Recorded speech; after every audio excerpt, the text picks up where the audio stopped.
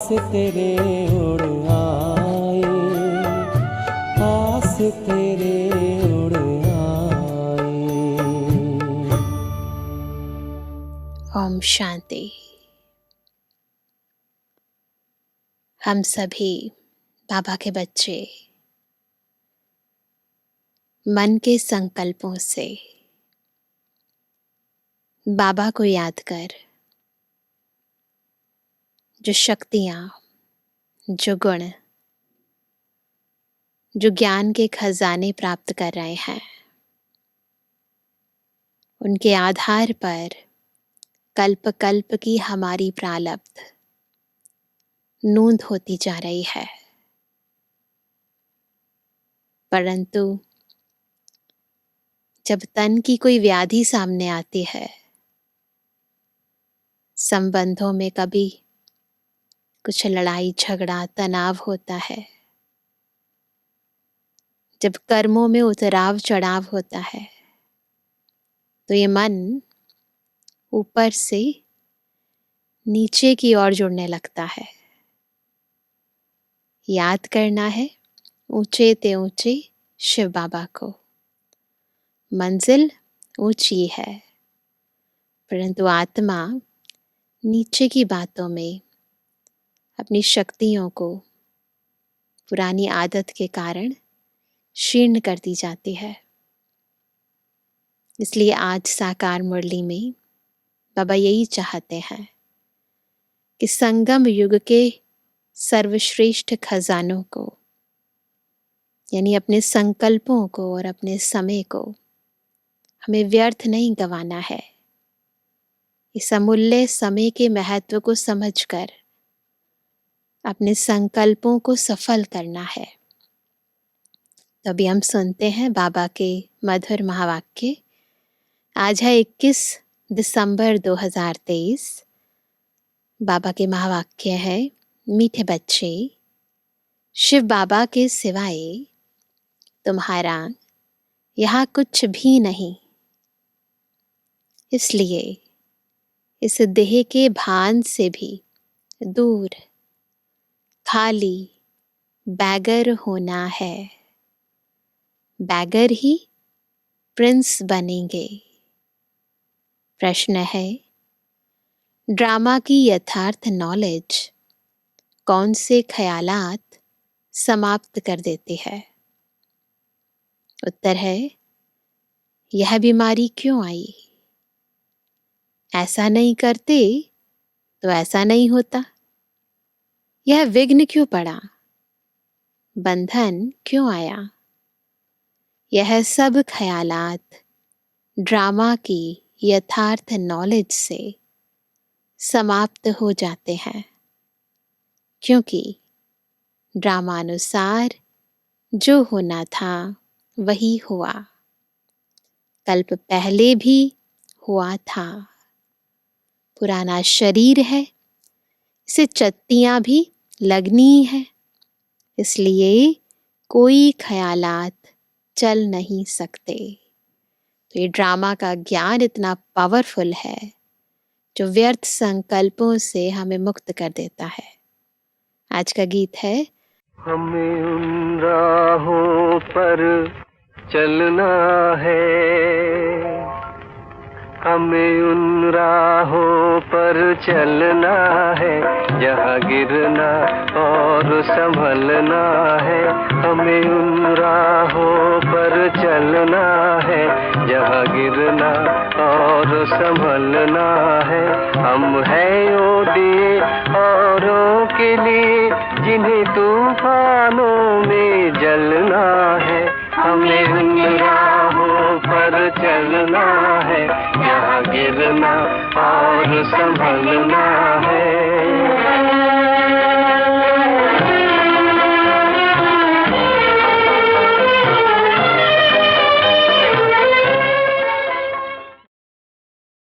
ओम शांति। उन राहों पर चलना है। कौन सी राहें? राह कौन बताता है? बच्चे जानते हैं कि हम किसकी राय पर चल रहे हैं। एक है राह, एक है राय। राय कहो, राह कहो व श्रीमत कहो, बात एक ही है, क्योंकि जा कौन रही है? आत्मा। अब श्रीमत पर चलना है, बुद्धि को श्रीमत प्रमाण चलाना है। लेकिन श्रीमत किसकी? लिखा हुआ है श्रीमत भगवत गीता। तो जरूर श्रीमत की तरफ हमारा बुद्धि योग जाएगा। अब तुम बच्चे किसकी याद में बैठे हो? अगर श्री कृष्ण कहते हो तो उनको वहां याद करना पड़े, यहाँ तो है नहीं वो, तो उसे तो वैकुंठ में याद करना पड़े। तुम बच्चे श्री कृष्ण को याद करते हो या नहीं करते हो याद? हाँ, वर्षे के रूप में याद करते हैं। यह तो जानते हो हम प्रिंस बनेंगे। ऐसे तो नहीं जन्मते ही लक्ष्मी नारायण बनेंगे, पहले प्रिंस बनेंगे ना। बरोबर हम शिव बाबा को याद करते हैं। क्यों? क्योंकि श्रीमत उनकी है। श्री कृष्ण भगवानुवाच कहने वाले श्री कृष्ण को याद करेंगे, परंतु कहाँ याद करेंगे? कहाँ है श्री कृष्ण? उनको तो याद किया जाता है वैकुंठ में।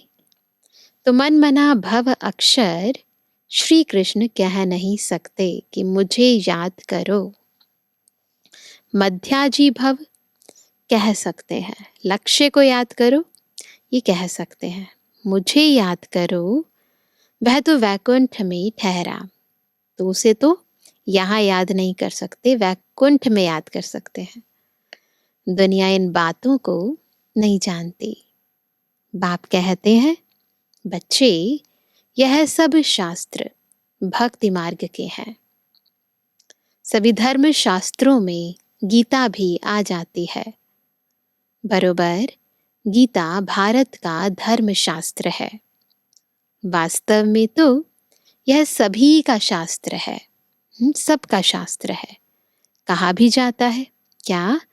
श्रीमत सर्वशास्त्रमयी शिरोमणि गीता, यानी सबसे उत्तम ठहरी।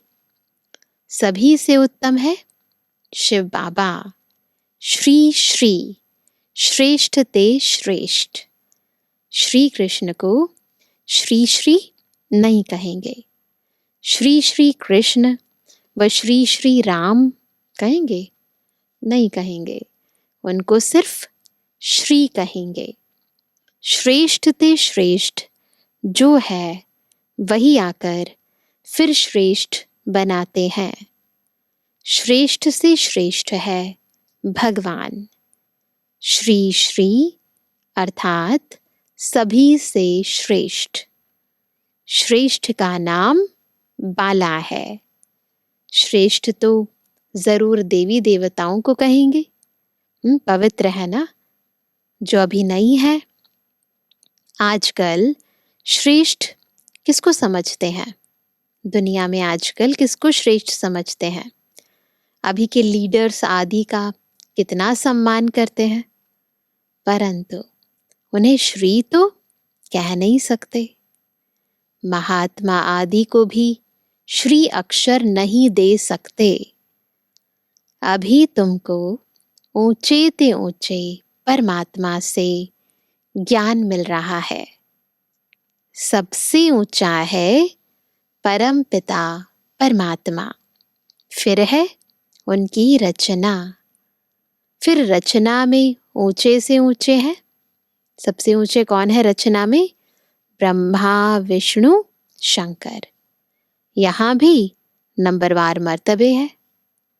ऊंचे ते ऊंचे प्रेसिडेंट, फिर प्राइम मिनिस्टर, यूनियन मिनिस्टर, ऐसे ऐसे फिर नंबरवार हैं। बाप बैठ सृष्टि के आदि मध्य अंत का राज समझाते हैं। भगवान रचयिता है। अब रचयिता अक्षर कहने से मनुष्य पूछते हैं सृष्टि कैसे रची गई?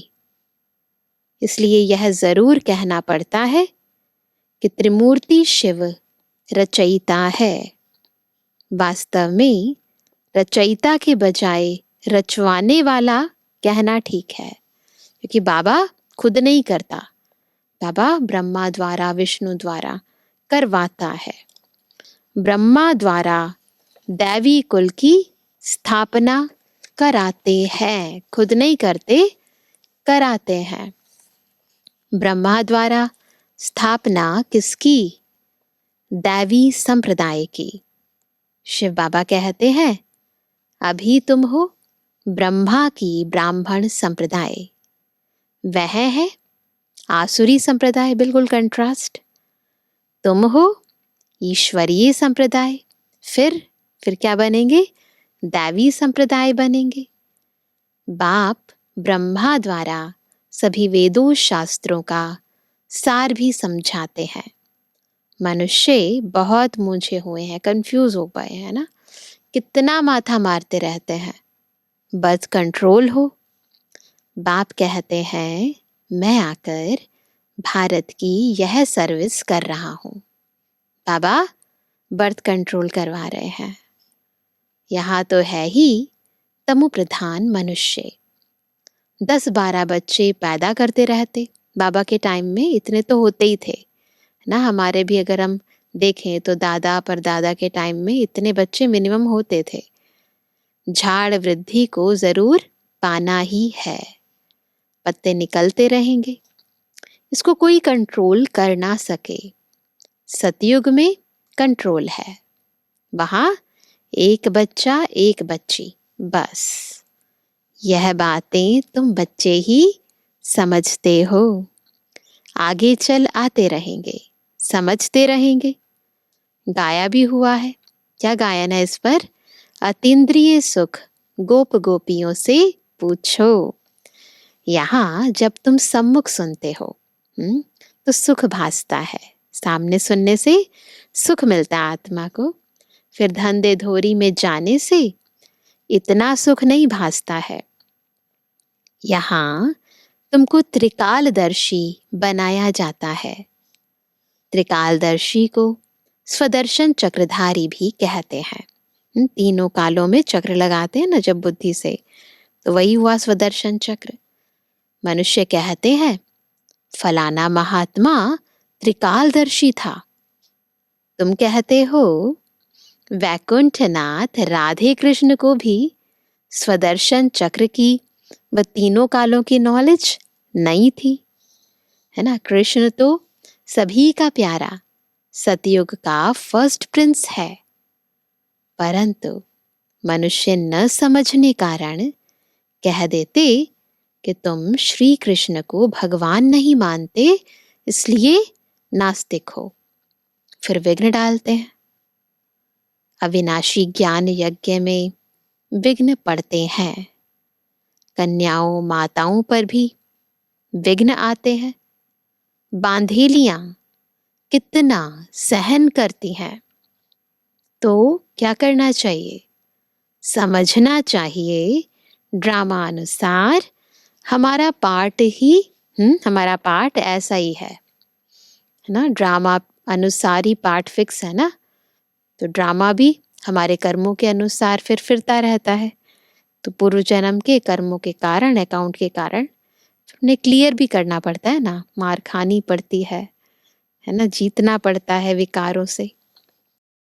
बांधेलियां कितना सहन करती हैं, तो समझना चाहिए ड्रामा अनुसार हमारा पार्ट ऐसा ही है। विघ्न पड़ गया, फिर यह ख्यालात नहीं चलना चाहिए कि ऐसे नहीं करते तो ऐसा नहीं होता, ऐसे नहीं करते तो बुखार नहीं होता। हम ऐसे नहीं कह सकते। ड्रामा का पार्ट बिल्कुल पक्का करें। ड्रामा प्लान अनुसार सब हो रहा है, हर बात में कल्याण है, फिर कर्मों को क्यों दोषी ठहराएं, है ना। ड्रामा अनुसार यह किया, कल्प पहले भी किया था, तब तकलीफ हुई। हम ऐसे नहीं कह सकते। पुराने शरीर को चत्तियां भी लगनी ही है। अंत तक मरम्मत होती रहेगी। तो हम सब ऐसे नहीं कह सकते ये नहीं हुआ, वो क्यों हुआ, क्या, क्यों, कहाँ, कैसे वाले प्रश्न अगर कर रहे हैं, इसका मतलब ड्रामा का पार्ट पक्का नहीं है। तो बाबा कहते हैं अंत तक मरम्मत होती रहेगी। यह भी आत्मा का पुराना मकान है। आत्मा कहती है मैं भी बहुत पुरानी हूं, कोई ताकत नहीं रही। ताकत न होने कारण कमजोर आदमी दुख भोगते हैं। ताकत नहीं है ना, तो जो मनुष्य आत्माएं कमजोर है ना, तो फिर क्या होता है, दुख के वश में हो जाती है, परवश हो जाती है, फिर दुख भोगते रहते हैं। माया कमजोर को बहुत दुख देगी। हम भारतवासियों को बरोबर माया ने बहुत कमजोर किया है, क्योंकि हम ही सबसे ज्यादा पावरफुल थे, इसीलिए माया ने बहुत वीक बना दिया है। हम बहुत ताकत वाले थे, फिर क्या हुआ, फिर माया ने कमजोर बना दिया। अब फिर उन पर जीत पाते हैं तो माया भी हमारी दुश्मन बनती है, वो नहीं चाहती हम जीत जाएं। भारत को ही जास्ती दुख मिलता है। भारत यानी जो ओरिजिनल भारतवासी आत्माएं हैं, है ना, सबसे कर्जा ले रहे हैं। भारत बिल्कुल पुराना हो गया। जो बिल्कुल साहूकार था उनको बहुत बैगर बनना है, फिर बैगर से प्रिंस। बाबा कहते इस शरीर के भान से भी दूर खाली हो जाओ। तुम्हारा यहाँ कुछ है नहीं सिवाय एक शिव बाबा, दूसरा ना कोई। तो तुमको बहुत बैगर बनना पड़े, बिल्कुल खाली हो जाओ ना, सब कुछ तेरा कर दो। तेरा तुझको अर्पण, क्या लागे मेरा, तन भी, मन भी, धन भी, सब तेरा। युक्तियां भी बताते रहते हैं। जनक का मिसाल कैसे रहना है, बिल्कुल निमित्त समझकर। गृहस्थ व्यवहार में रहते कमल समान रहना है, श्रीमत पर चलना है, सब सरेंडर भी कर देना है। जनक ने सब कुछ दिया, फिर उनको कहा कि अपनी मिल्कियत तुम संभालो और ट्रस्टी होकर रहो। सब कुछ बाबा हमें कहते हैं कि अपने पास रखो, ऐसे नहीं मुझे दे देना है, पर मन बुद्धि से ट्रांसफर कर देना है, खुद ही संभालना है, परंतु ट्रस्टी बनकर। हरिश्चंद्र का भी दृष्टांत है, उसने भी सब कुछ दे दिया। बाप समझाते हैं बच्चे तुम अगर बीज नहीं बोएंगे तो तुम्हारा पद कम हो जाएगा। फॉलो फादर, तो बीज बोना है, तन लगाना है, मन लगाना है, धन लगाना है, जो भी शक्ति बाबा ने दी है, जो भी गुण बाबा ने दिए हैं, जो विशेषताएं बाबा ने दी हैं, वो सब सेवा में सफल करनी है। तुम्हारे सामने ये दादा बैठा है, ब्रह्मा बाबा, बिल्कुल ही शिव बाबा और शिव शक्तियों को ट्रस्टी बनाया। शिव बाबा थोड़े ही बैठ संभालेंगे, शिव बाबा थोड़ा संभालेंगे, यह अपने पर थोड़े ही बलि चढ़ेगा। इनको माताओं पर बलि चढ़ना पड़े, माताओं को ही आगे करना है। बाप आकर ज्ञान अमृत का कलश माताओं को ही देते हैं। आजकल बाबा माताओं की बहुत महिमा गाते हैं, है ना, माताओं को सम्मान देना है, वंदे मातरम गाते हैं बाबा। बाबा फिर से अब आज की मुरली में भी बाबा यही कह रहे हैं, बाप आकर ज्ञान अमृत का कलश माताओं को ही देते हैं कि मनुष्य को देवता बनाए, लक्ष्मी को नहीं दिया है। इस समय यह है जगत अम्बा, सतयुग में होगी, सतयुग में कौन होगी, लक्ष्मी। जगत अम्बा का गीत कितना अच्छा बना हुआ है, उनकी बहुत मान्यता है। वह सौभाग्य विधाता कैसे है, उनको धन कहाँ से मिलता है, क्या ब्रह्मा से, कृष्ण से? नहीं, धन फिर भी मिलता है किससे? ज्ञान सागर से। यह बड़ी गुप्त बातें हैं ना। धन कब मिला और धन की देवी कब कहलाई, बड़ी गुप्त बातें हैं। भगवान वाच है सबके लिए, भगवान तो सबका है ना। सब धर्म वालों को कहते हैं मामेकम याद करो। भल शिव के पुजारी भी बहुत है, परंतु जानते कुछ भी नहीं। याद वो भी करते हैं, बहुत भक्ति करते हैं, व्रत रखते हैं, परंतु यथार्थ रीति बाबा को नहीं जानते। वह हुई भक्ति। अब तुमको ज्ञान कौन देते हैं? Most बेलोवेड father. कृष्ण को ऐसे नहीं कहेंगे, उनको सतयुग का प्रिंस कहेंगे। फल श्री कृष्ण की पूजा करते हैं, परंतु यह ख्याल नहीं करते कि वह सतयुग का प्रिंस कैसे बना। आगे हम भी नहीं जानते थे, तुम बच्चे अब जानते हो। क्या? बरोबर हम फिर से प्रिंस प्रिंसेस बनेंगे। तब तो फिर बड़े होकर लक्ष्मी नारायण को वरेंगे ना। यह नॉलेज है ही भविष्य के लिए। इसका फल 21 जन्म के लिए मिलता है। कृष्ण के लिए नहीं कहेंगे कि वह वर्षा देते हैं, ऐसे नहीं कहते ना। वर्षा बाप से मिलता है। शिव बाबा राजयोग सिखाते हैं, राजयोग सिखलाते हैं। ब्रह्मा के मुख से हजारों ब्राह्मण निकलते हैं, उन्हों को ही यह शिक्षा मिलती है। सिर्फ तुम ब्राह्मण हो कल्प के, संगम युग के, बाकी सारी सृष्टि है कलयुग की। हम कलयुग में, कलयुग के भी अंत में है ना, संगम युग के अंदर जी रहे हैं। वंडरफुल बात है, दुनिया को पता भी नहीं है हम एक अलग युग में आ गए हैं, है ना। वह सब कहेंगे अब हम कलयुग में हैं। तुम क्या कहेंगे? तुम कहेंगे हम संगम पर है। ये बातें कहीं है नहीं, कहीं पर भी नहीं लिखी। यह नई नई बातें दिल में रखनी है। मुख्य बात है बाप और वर्षे को याद करना, इम्पोर्टेंट बात। अगर पवित्र नहीं रहेंगे तो योग कभी नहीं लगेगा। ये बात नोट करेंगे कि अगर प्योर नहीं रहेंगे तो योग कभी नहीं लगेगा। लॉ नहीं कहता, इसलिए इतना पद भी नहीं पा सकेंगे, है ना। फिर पद कैसे पाएंगे? ताकत ही नहीं आएगी आत्मा के अंदर, ज्ञान गुण शक्तियां भरेंगी ही नहीं आत्मा में, फिर पद कैसे ऊंचा मिलेगा? थोड़ा योग लगाने से भी स्वर्ग में तो जाएंगे, चले तो जाएंगे, पर पद, है ना। बाप कहते हैं अगर पवित्र नहीं बनेंगे तो मेरे पास आ नहीं सकेंगे। भल घर बैठे भी स्वर्ग में आ सकते हैं, अच्छा पद पा सकते हैं, परंतु तब कंडीशन क्या है? जबकि योग में रहे, पवित्र रहे। पवित्रता बगैर योग लगेगा नहीं।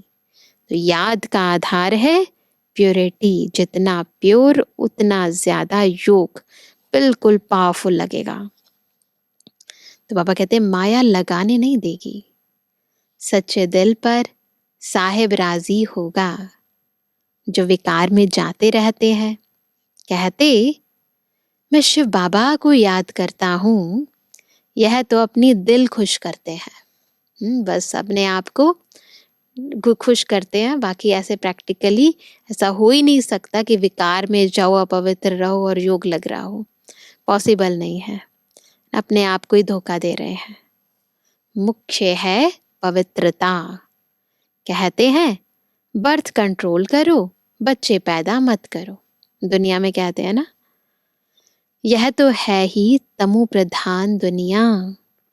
अभी बाबा बर्थ कंट्रोल करा रहे हैं, है ना। इसके बाद फिर कोई कैंपेन निकालने की ज़रूरत नहीं पड़ेगी, कोई गोलियों की दरकार नहीं होगी, है ना। ये बात ही नहीं उठेगी कि बाबा ऐसे ही बर्थ कंट्रोल कर देंगे। तुम हो सभी कुमार कुमारियां, तो विकार की बात नहीं। यहाँ तो विश्व पर बच्चियों को कितना सहन करना पड़ता है। बाबा कहते हैं बहुत परहेज रखनी है। यहाँ ऐसा तो कोई नहीं होगा जो शराब पीता होगा। एक एक बात पर, धारणा की बात, सारा इस पर बहुत जोर देना है। बाबा इम्पोर्टेंट बात बता रहे हैं कि यदि योग नहीं लगता तो उसके क्या कारण हो सकते हैं ना, क्या गलतियां कर रहे हैं। तो यहाँ ऐसा तो कोई नहीं होगा जो शराब पीता होगा। बाप बच्चों से पूछते हैं, अगर झूठ बोलेंगे तो धर्मराज की कड़ी सजा भोगनी पड़ेगी। भगवान के आगे तो सच बोलना चाहिए। कोई जरा भी शराब किसी कारण से अथवा दवाई रीति से पीते हैं? पूछ रहे हैं बाबा। कोई ने हाथ नहीं उठाया। यहाँ सच जरूर बोलना है। कोई भी भूल होती है तो फिर से लिखना चाहिए, क्या बाबा मेरे से यह भूल हुई। माया ने थप्पड़ मार दिया। बाबा को तो बहुत लिखते भी हैं, क्या आज हमारे में क्रोध का भूत आ गया, थप्पड़ मार दिया। कुछ भी बात हो जाए ना, बस सच्चे दिल से बाबा के सामने रखो, तो बाबा कारण का निवारण भी बता देगा और माफ भी कर देगा। आपकी तो मत है थप्पड़ नहीं मारना चाहिए।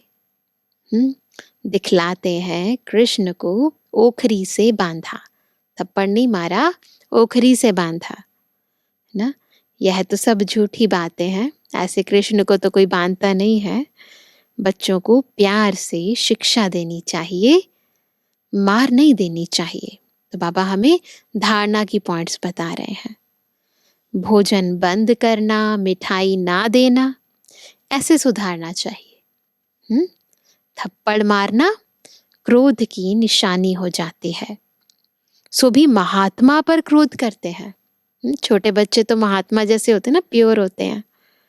छोटे बच्चे महात्मा समान होते हैं ना, इसलिए थप्पड़ नहीं मारना चाहिए। पक्का गाली भी नहीं दे सकते ना, मुख से थप्पड़ ना हाथ से थप्पड़। तो मुख से भी ना बहुत ऐसे ऐसे शब्द बोलते हैं ना, तो दिल को छू जाते हैं। बिल्कुल ऐसा लगता है तीर मार रहे हैं। ऐसा कर्म नहीं करना चाहिए जो ख्याल में आए हमने यह विकर्म किया। किसी भी विकार के वशीभूत होकर कुछ भी कर्म किया, बॉडी कॉन्शियसनेस में आकर, अहंकार वश आकर कुछ बोल दिया, विकर्म हो गया। अगर किया तो फौरन लिखना चाहिए। क्या लिखेंगे? बाबा हमसे यह भूल हुई, हमें क्षमा करो, आगे नहीं करेंगे।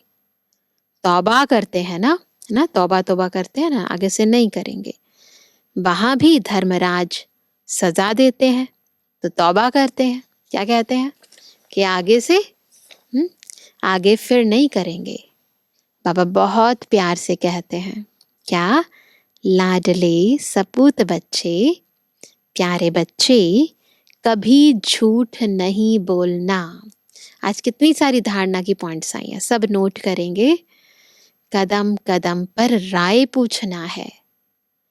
तुम्हारा पैसा अब लगता है भारत को स्वर्ग बनाने में, तो कौड़ी कौड़ी हीरे समान है।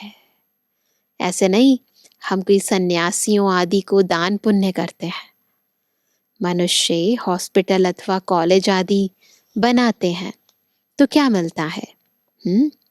कॉलेज खोलने से दूसरे जन्म में विद्या अच्छी मिलेगी। धर्मशाला बनाने से महल मिलेगा।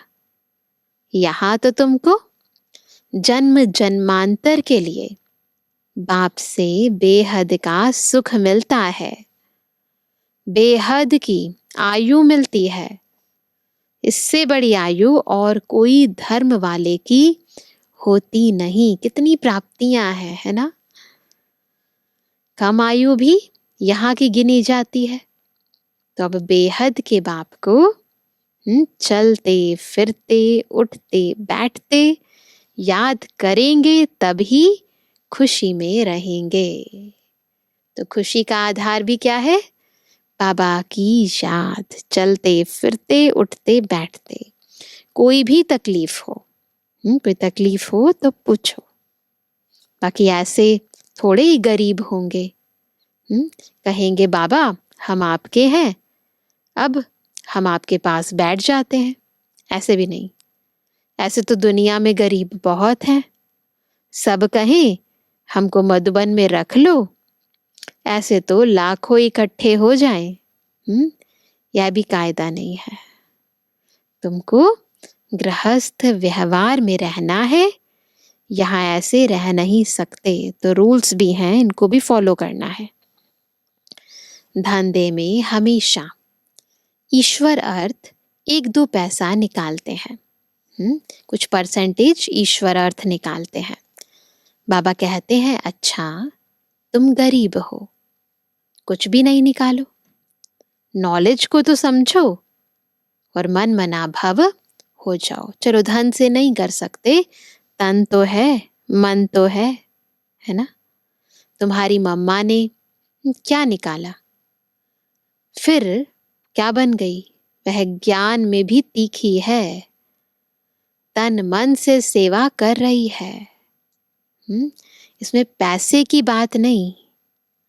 बहुत बहुत करके 1 रुपया दे देना, तुम्हें साहूकार जितना मिल जाएगा। देखो बाबा है गरीब निवास। पहले अपने गृहस्थ व्यवहार की संभाल करनी है ना। बैलेंस करके चलते हैं ना तो मंजिल तक पहुंचते हैं। कहीं भी बैलेंस खराब हुआ ना, फिर ना यहाँ के ना वहाँ के। बच्चे दुखी ना हो। बाबा कभी नहीं चाहेंगे कि आप अपने घर परिवार वालों को दुख देकर, उन्हें परेशान करके, है ना, फिर यहाँ पर कुछ दो। नहीं, ऐसे नहीं करना। पहले गृहस्थ व्यवहार की संभाल करनी है, फिर उसके बाद जो भी आपका बच्चे या जो कुछ भी आपका परसेंटेज आप समझो, उस अनुसार बाबा को देना है। यज्ञ में सेवार्थ खुशी खुशी देना है, किसी को दुख देकर नहीं देना है।